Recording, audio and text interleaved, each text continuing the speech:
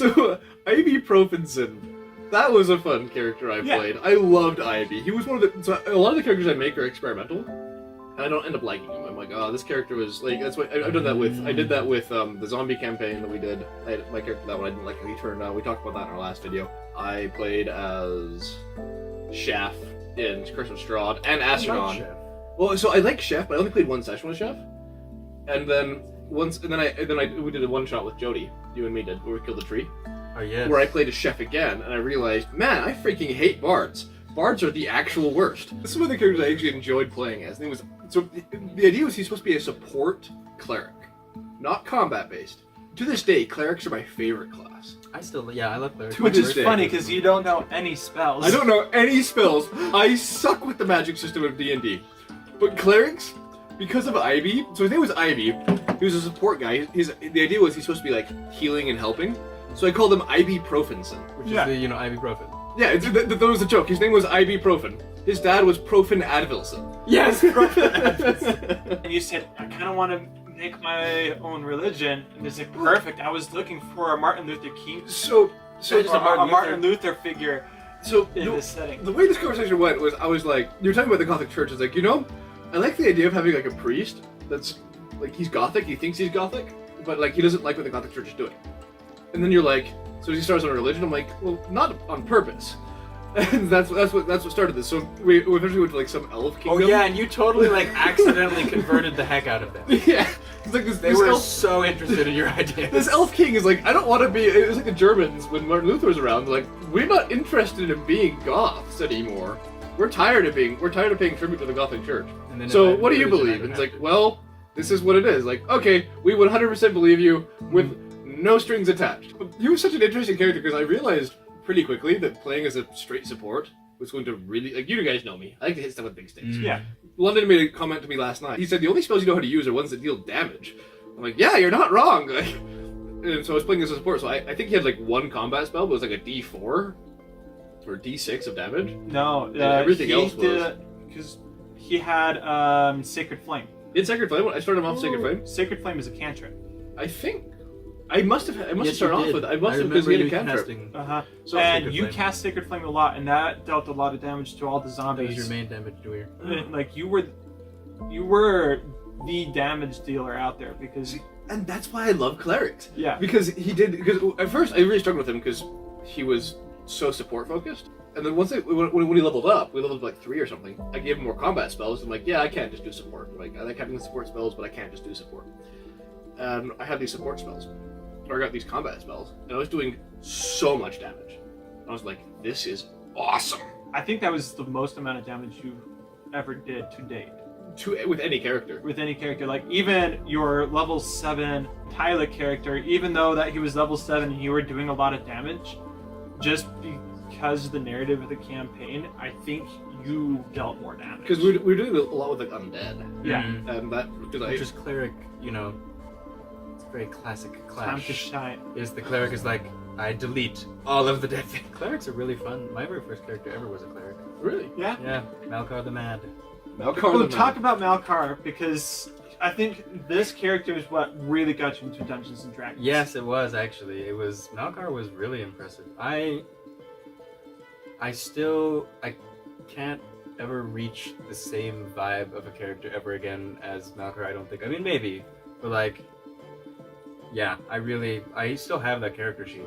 And that character sheet is actually like, it is literally, the character sheet has my blood, sweat, and tears on it. Like, legit, I one time accidentally got a paper cut. And so it has... And it bled? I have, some of my blood is on the character sheet. And then at the great ending, I wept, and so there's tears, and then there was times of stress, so sweat too. It's literally got all of it, it's crazy. But Malkar was a character that was pre-made for me by my very first DM ever. It was Nick Hoskins back in high school. And Malkar was a cleric.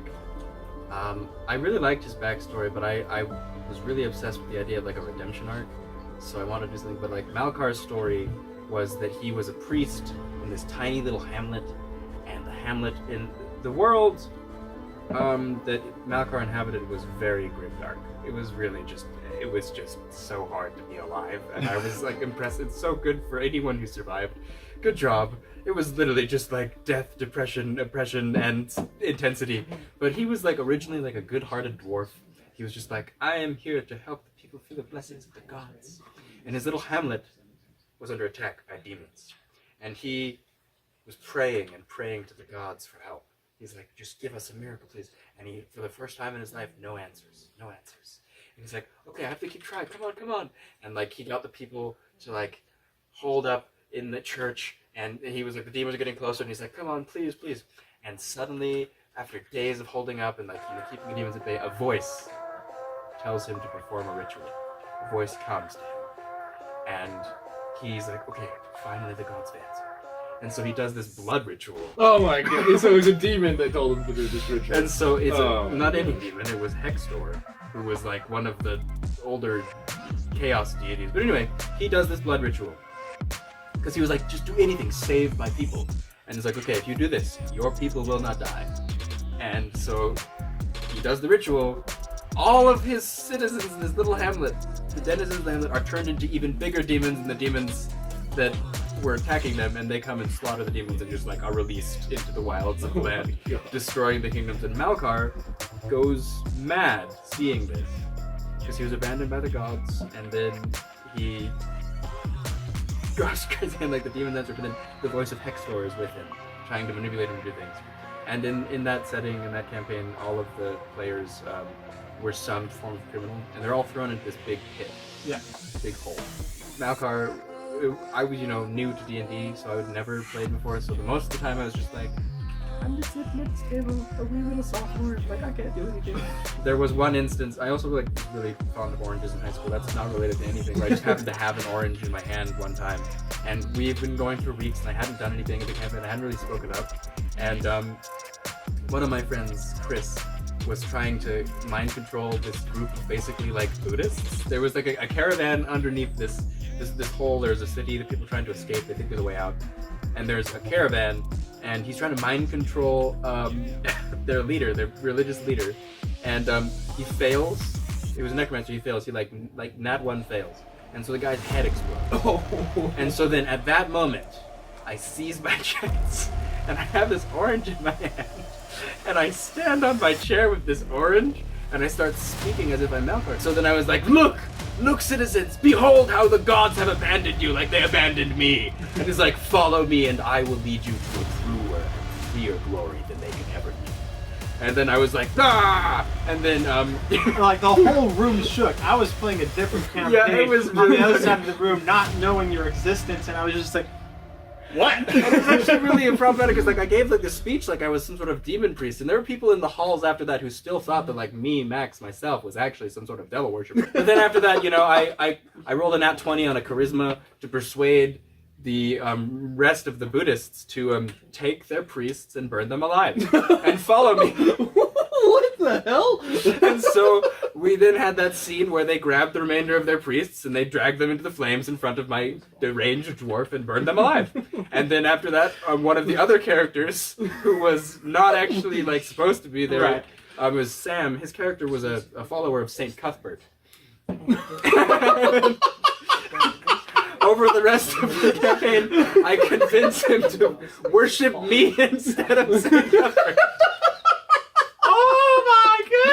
And then that happens, and so after that, like, Malkar sort of takes over this thing, and so I have this converted cult of previous Buddhists who used to believe in no violence, and they murdered their priests for me. And then my friend Sam, who at the time wasn't my friend because I didn't know him, but then we grew to become friends, and then his character starts worshipping my character instead of Saint Cuthbert, and then I slowly just start converting the people, and we go on this crazy religious warpath. Didn't Malkar become like a god or something? Yeah, so through the whole campaign was awesome. It was the most epic. What happened was the first arc, because of the charisma of my character, I guess, was we ultimately, the final big, the BBEG was Hextor, my guy's god. Yeah. So I killed Hextor as Malkar and took over his position as the god in that position of like chaos stuff. And then I became a god, and then I helped the rest of the group overcome their deities and supplant them. And then we decided the best course of action after that was then to go and take on the 9 Hells. And we went and killed all of the lords of the 9 Hells. And then after we killed the lords of the 9 Hells, we're like, now what is the best thing to do? We're going to go and literally invade heaven. And like Mount Celestia and attack.